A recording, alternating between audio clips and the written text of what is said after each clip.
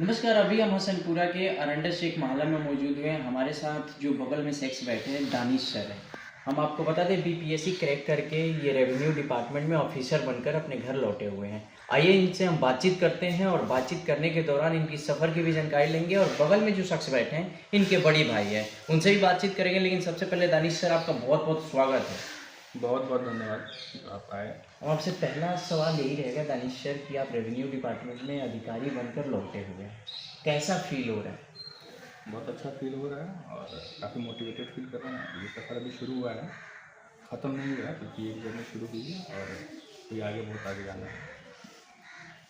जब आप अपने फैमिली को ये चीज़ बताया कि हम बीपीएससी क्रैक करके रेवेन्यू डिपार्टमेंट में राजस्व विभाग में अधिकारी बन गए हैं, तो फैमिली का क्या रिएक्शन था उस समय?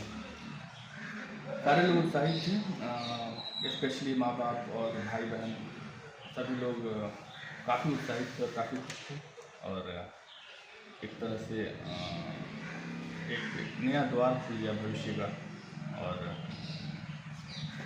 सभी लोग काफ़ी हर्ष थे, काफ़ी उत्साहित थे और काफ़ी एक तरह से एक अलग ही माहौल बन गया था। तैयारी को लेकर के थोड़ा सा बताइए, किन किन का कैसा कैसा सपोर्ट रहा आपके फैमिली मेम्बर में? सभी का सपोर्ट रहा है, स्पेशली माँ बाप और भाई बहन का सपोर्ट सबसे ज़्यादा रहा है। भाई बड़े भैया बगल में बैठे हैं, इनका सपोर्ट कितना हाँ, है? बिल्कुल बड़े भैया का सपोर्ट रहा है। रहा है। हाँ, बहुत अच्छा सपोर्ट रहा है और माँ बाप का सपोर्ट रहा है। जो नए युवा हैं एजुकेशन मतलब बीपीएससी क्रैक करने के लिए यूपीएससी मतलब कोई भी सरकारी जॉब लेने के लिए जो प्रिपरेशन करते हैं, कैसे करना चाहिए थोड़ा सा बताइए। क्योंकि आप अब अधिकारी बन गए हैं, आपको बातों को गौर से लोग सुनेंगे और उस चीज़ को गाइडलाइन मान करके फॉलो भी करना चाहेंगे, तो आपके द्वारा हम जानना चाहते हैं। देखिए, ऐसा है कि इसका कोई ख़ास रूल है नहीं। जहाँ तक आप जानना चाहते हैं कि कोई एक स्पेसिफिक रास्ता या फिर कोई तरीका है, तो बस तरीका यही है कि आपके अंदर डिटर्मिनेशन होना चाहिए और थोड़ा पेशेंस होना चाहिए। और आप मान के चलें कि आपके पास एक प्लान बी भी होना चाहिए। प्लान बी भी प्लान होना बी भी चाहिए। होना चाहिए, क्योंकि ये एक रास्ता ऐसा है जिसमें आप श्योर नहीं हो सकते हैं कि मैं मंजिल तक पहुंच ही जाऊंगा और जो मैंने ठाना है उसको अचीव कर ही लूँगा। और फिर कितना वक्त लगेगा और क्या क्या परेशानियां आएंगी, उन सबको झेलने के लिए हमारे पास एक अल्टरनेटिव होना चाहिए। ये तो फ्रस्ट्रेशन बहुत होगा और ये एक सही तरीका नहीं है कि आप बिना प्लान बी के इस रास्ते में आ जाएं। तो आप एक प्लान बी रखें और आप एक ख़ास वक्त को डिसाइड करें कि इस वक्त तक हमको इस रास्ते पे चलना है। क्योंकि बहुत से लोग बहुत ज़्यादा वक्त लगा देते हैं, उसके बाद से फिर वापस पलटने का भी उनके पास रास्ता नहीं होता और कोई प्लान भी नहीं होता। पहले आप एक प्लान बी रखें और एक खास वक्त डिसाइड करें कि हमको इतना वक्त इसमें लगाना है और फिर फोकस और डिटरमाइंड होकर उसमें अपना सब कुछ झोंक दीजिए। आपने अगर 4-5 साल दिए हैं इसके लिए, तो आप पहले से डिसाइड करके रखिए कि मैंने अपना 4-5 साल इसको दे दिया। और फिर 4-5 साल आप बिल्कुल उसी पे फोकस रहिए और तैयारी के लिए आप जो कुछ आप दे सकते हैं, जितना कुछ आप कर सकते हैं उसके लिए आप कीजिए। जो भी लगा सकते हैं लगाइए, लेकिन उसके बाद अगर खुदा न खास्ता अगर आपको मंजिल नहीं मिली तो आपको फिर पलट के देखना है। उसके लिए आपके पास एक प्लान भी होना चाहिए। B plan. हकीकत यही है कि इस रास्ते में सक्सेस रेट 0.1% भी नहीं है। 0.1% भी नहीं है, ये हकीकत है। तो मैं आपको खुश करने के लिए कुछ भी नहीं कहूँगा कि आप बिल्कुल आप इस रास्ते पे चल पड़ो, हो ही जाएगा। नहीं, प्लान भी होना चाहिए और आपके पास एक वक्त मुकर्रर होना चाहिए। आपके पास एक पहले से डिटरमाइंड और पहले से प्लान्ड वे में आपके पास एक टाइम होना चाहिए, इतना टाइम मैं इसको दे रहा हूँ। और फिर आप पूरा डिटरमाइंड होकर उसके लिए जाइए और फिर प्लान बी आपके पास रहेगा तो ये आपका फ्रस्ट्रेशन भी कम रहेगा कि आपके पास एक प्लान बी है और मैं सब कुछ लगा रहा हूँ, तो मैं सब कुछ खोने नहीं जा रहा हूँ। तो मैंने वहाँ से तैयारी शुरू की, ऑनलाइन से तैयारी शुरू की। मैंने ऑनलाइन कोर्स लिया और फिर ऑनलाइन कोर्स खत्म होने के बाद सिर्फ स्टडी की और एक ज़्यादा वक्त मुझे मिल गया, क्योंकि कोविड टाइम में कोई एग्ज़ाम हुआ नहीं। 67 का जो पीटी था वो 2021 में संभावित था, लेकिन वो हुआ नहीं, 2022 में हुआ। तो लगभग 1.5 साल मुझको तैयारी का वक्त मिल गया, जहाँ पर मैंने बिना कोई एग्ज़ाम दिए, बिना किसी जल्दबाजी के बिल्कुल लगातार 1.5 साल तक तैयारी की। और पहला एग्ज़ाम दिया मैंने 67 का पीटी।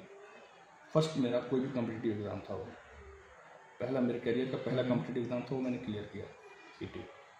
फिर मैंने मेंस दिया, वो मेंस क्लियर नहीं हुआ। अच्छा। उसके बाद मैंने 68 दिया, 68 भी क्लियर हुआ, पीटी क्लियर हुआ। उसके बाद से मेंस दिया, फाइनल सिलेक्शन 68 में भी नहीं हुआ। फिर मैंने 69 का पीटी दिया, 69 पीटी क्लियर हुआ, मेंस क्लियर हुआ और फिर फाइनल सिलेक्शन हुआ। मेंस क्लियर करने के लिए प्रिपरेशन कहाँ किए थे, थोड़ी सी ये जानना चाहते हैं। मेंस क्लियर करने के लिए पटना से मैंने पढ़ते किया। और प्री के लिए मतलब घर से रहते हैं। घर से? हाँ बिल्कुल, मैंने पहले ही बताया कि आपको हाइब्रिड मोड में मतलब 2-3 बार आप असफल को देख कर भी सफलता की ओर आपने आगे बढ़ने की कोशिश की। सबसे बड़ी बात मैंने आपको एक वक्त दिया था कि मैं 4 साल मिनिमम इस फील्ड में रहूँगा, तैयारी करूँगा। 4 साल टारगेट थी आपकी 2020 से लेकर 2024 तक मिनिमम। और हो सकता है कि मैं 1 साल और उसको एक्सटेंड कर देता हूँ, उसको देखते हुए 78 में जो आई है वैकेंसी उसको देखते हुए 2024 से आगे 2025 तक भी बढ़ा सकता था, लेकिन मिनिमम मैंने 4 साल इसको दिया था। 4 से 5 साल मैं दूंगा, तो मैंने 4 से 5 साल देने के मेरे अंदर फ्रस्ट्रेशन नहीं था और मुझे मालूम था कि मुझको देना है। तो मैं कब छोड़ रहा हूँ इसको वो भी मुझे पता था। सकते हैं कि हम पीटी निकाल रहे हैं, मेरा पीटी में हो रहा है या नहीं हो रहा है। तो पीटी निकालना इंपॉर्टेंट है। मेंस में आप जो लिख के आए हैं वो इम्पॉर्टेंट है और उससे ज़्यादा इम्पॉर्टेंट है कि एग्जामिनर का क्या परसेप्शन है। अच्छा, हो सकता है कि आप उसी आंसर को लिख के आपको 20 मार्क्स मिले और दूसरा उसी आंसर को लिख के आए सेम तरीके से और उसको 22 मिले। आप कुछ नहीं कर सकते उसमें कुछ लक का फैक्टर भी है। ये हमारे साथ रेवेन्यू डिपार्टमेंट के ऑफिसर दानिश सर थे, इनसे बातचीत किया और उनके बड़े भाई बगल में मौजूद है, इनसे भी बातचीत करेंगे। भैया क्या कहेंगे, आपका छोटा भाई रेवेन्यू डिपार्टमेंट में आज अधिकारी बन गया है।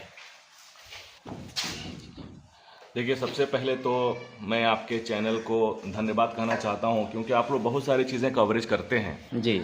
और सबसे इम्पोर्टेंट चीज़ ये है कि कवरेज का ऐसा पार्ट जिससे इंसान को मोटिवेशन मिले और ऐसा कवरेज जिससे समाज, जिससे एजुकेशन का स्तर बढ़े, वो चीज़ को आपने कवरेज किया। इसके लिए मैं आपका बहुत बहुत आभारी हूँ और आपके चैनल को मैं धन्यवाद करता हूँ कि आप इन सब चीज़ों को भी आप कवरेज करके और आगे बढ़ावा दे रहे हैं ताकि एजुकेशन को प्रमोट किया जाए। इसके आगे मैं ये बोलना चाहता हूँ कि अल्लाह का बहुत बहुत शुक्र है क्योंकि इंसान का काम है मेहनत करना, बट उसको जो हमने जो मेहनत की है इसका फल कौन देता है? अल्लाह देता है मेहनत का, तो मैं उसका शुक्रगुजार हूँ। दूसरा, ये सारी दुआएं हमारे वालिदैन की हैं, माँ बाप की हैं, क्योंकि मेरे फादर का ड्रीम था कि नहीं, दानिश जो है वो घर में एक आदमी ऐसा होना चाहिए। तो क्या है कि फैमिली का जो हमारा एजुकेशन बैकग्राउंड है वो शुरू से रहा है अल्हम्दुलिल्लाह। मेरे दादा भी बहुत स्कॉलर थे अपने टाइम के और पूरी ऑक्सफोर्ड डिक्शनरी उनको याद थी, इतने बड़े स्कॉलर थे इंग्लिश के वो। और मेरे फादर भी एजुकेटेड हैं, वेल एजुकेटेड हैं, तो उन्होंने भी हम लोगों को हमारे एजुकेशन पर, क्वालिटी एजुकेशन पर हमेशा फोकस किया है। और हम 3 भाई हैं, तीनों लोग हम टेक्निकल बैकग्राउंड हैं, तीनों लोग हम मैकेनिकल इंजीनियर हैं। और उसके बावजूद भी दानिश का जब इंजीनियरिंग कंप्लीट हुआ और इन्होंने अपना टेक्निकल बैकग्राउंड में जाके प्रोफेशनल करियर शुरू किया, उसके बाद ये इन्होंने जैसा बताया कि मैं बैक आया, तो ये चीज़ बिल्कुल सही है कि इनका टारगेट था कि मैं 4 साल या 5 साल दूंगा और 4 साल के अंदर अगर मैंने करेक्ट किया तो अच्छी बात है, नहीं किया तो मैं करियर स्पॉइल नहीं करूंगा। तो सबसे इम्पॉर्टेंट चीज़ ये होता है कि अगर किसी भी काम को आप शुरू करते हैं तो उसके पीछे आपकी प्रॉपर प्लानिंग होनी चाहिए। अगर आपकी प्रॉपर प्लानिंग नहीं है तो उसका क्या होगा कि फिर आप 4 साल के बाद अगर आप जिस रास्ते पे जा रहे हैं, अगर कहीं भी उसमें एरर रहा और वो टारगेट अचीव नहीं हुआ तो आपके पास प्लान बी नहीं होगा, तो फिर आपका करियर खत्म होगा। जैसे इन्होंने बताया कि आपका सक्सेस रेट 0.1% भी नहीं है, तो अगर आप रियली उस लाइन में जाना चाहते हैं तो मैं इसमें एक वैल्यू एडिशन मेरा रहेगा कि अगर 0.1% भी सक्सेस रेट नहीं है तो उस बेस पे आपको क्या करना है ऐसी जगह जाने के लिए? आपको ये देखना है कि मेरे अंदर मेरिट होनी चाहिए। तो अगर आपके अंदर मेरिट है तो आपका सक्सेस रेट कम हो या ज़्यादा हो, आप उसको अचीव करेंगे। अच्छा, एक बड़े भाई होने के नाते आज कितनी खुशी हो रही है, आपका बगल में जो भाई बैठा है आज अधिकारी बन गया है। देखिए, हमारे पूरे फैमिली, हमारे माँ बाप, भाई बहन, हम लोग बहुत खुश हैं। मेरा पूरा मोहल्ला, समाज, गांव भी बहुत खुश है। सबसे बड़ी बात यह है कि इन्होंने, ये एक एक्सेप्शनल केस है कि इनामुर रहमान दानिश ने जिस तरीके से प्रिपरेशन करके और ये इस टारगेट को अचीव किया है, वो सबसे इसकी खूबसूरती ये है इनकी कि उन्होंने ऐसे पढ़ाई करी है, घर से पढ़ाई करी है, इन्होंने फोकस किया है, कॉन्सनट्रेट किया है पढ़ाई को। इन्होंने प्लेस को फोकस नहीं किया है कि मुझे दिल्ली जाना है, मुझे पटना जाना है। इन्होंने पढ़ाई को फोकस किया है, इन्होंने क्वालिटी एजुकेशन को फोकस किया है और इन्होंने किसी भी टाइम और सर्कमस्टांसेस में अपने फोकस को डाइवर्ट नहीं किया है, हमेशा पढ़ाई पर रखा है।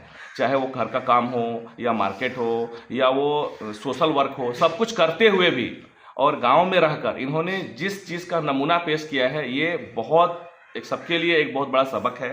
और एक डिटरमाइंड टाइम फ्रेम में जो इन्होंने सेट किया था कि मुझे 4 साल के अंदर ये कर लेना है, नहीं किया तो मैं मैक्सिमम 1 साल और दूंगा। और ये जो इनकी प्लानिंग थी, इस प्लान के हिसाब से इन्होंने फर्स्ट अटैम्प्ट में पीटी क्लियर किया, मेंस रह गया, सेकंड अटैम्प्ट में पीटी मेंस दोनों क्लियर किया, इंटरव्यू रह गया, और थर्ड अटैम्प्ट में इन्होंने तीनों क्लियर किया।